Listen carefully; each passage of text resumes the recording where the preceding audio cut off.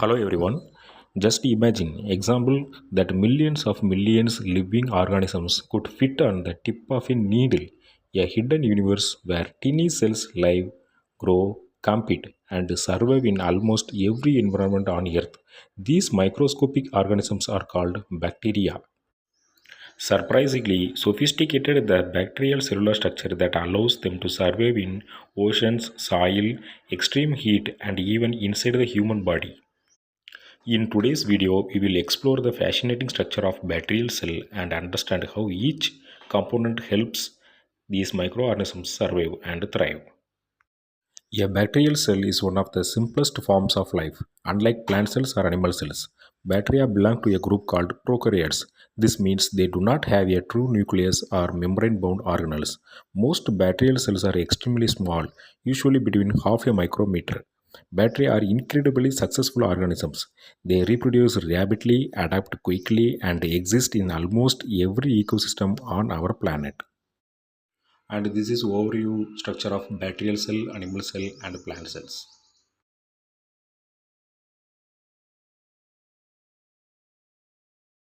And the next we are going to see structural components of bacterial cells.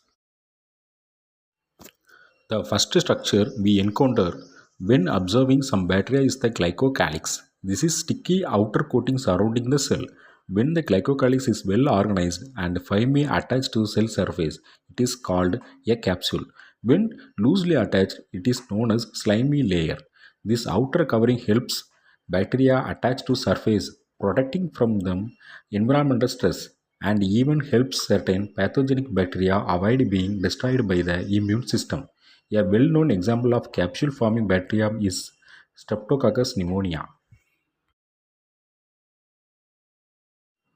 The next layer of cell wall under the glycocalyx layer. The cell wall is rigid structure that protects the bacterium and maintains its shape.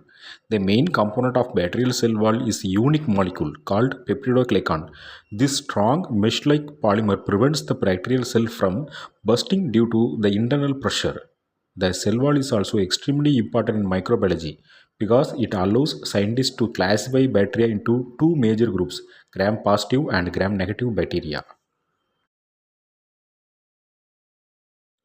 The next layer is plasma membrane. It is very thin layer, but it plays very important role. The plasma membrane is made up of phospholipid and proteins. The proteins are like doors. They are controls what enters and leaves the bacterial cell, like transports for nutrients, waste products, and ions. Interestingly, since bacteria do not have mitochondria, many energy producing reactions such as cellular respiration occur directly on the plasma membrane.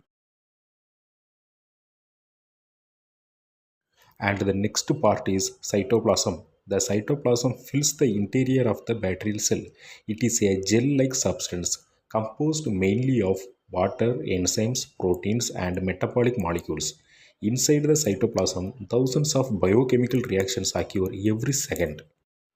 These reactions allow bacteria to grow, produce energy, and synthesize essential molecules.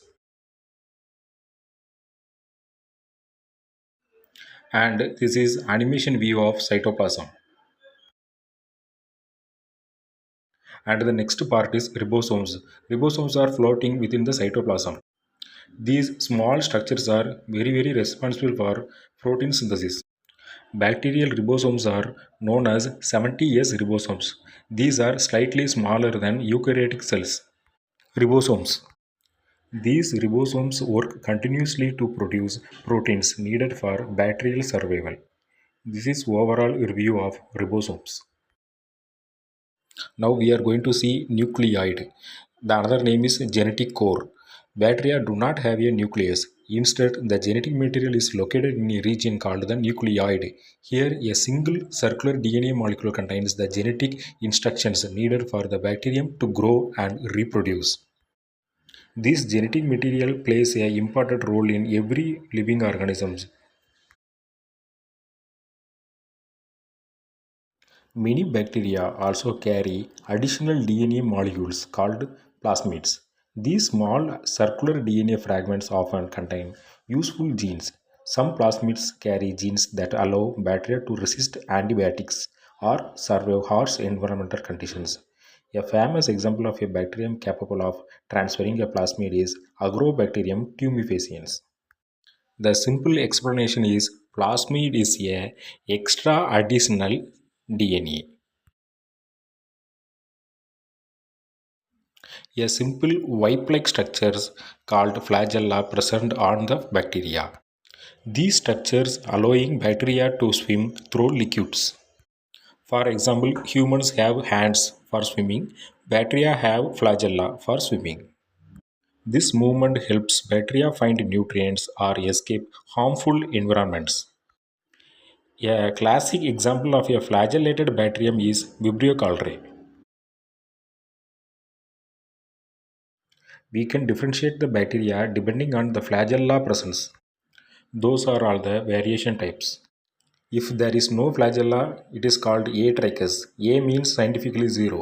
If there is a one flagella monotrichous, two flagella ampitrichous, more than 10 flagella in one side lophotrichous, both side cephalotrichous, all the side it called petritrichous.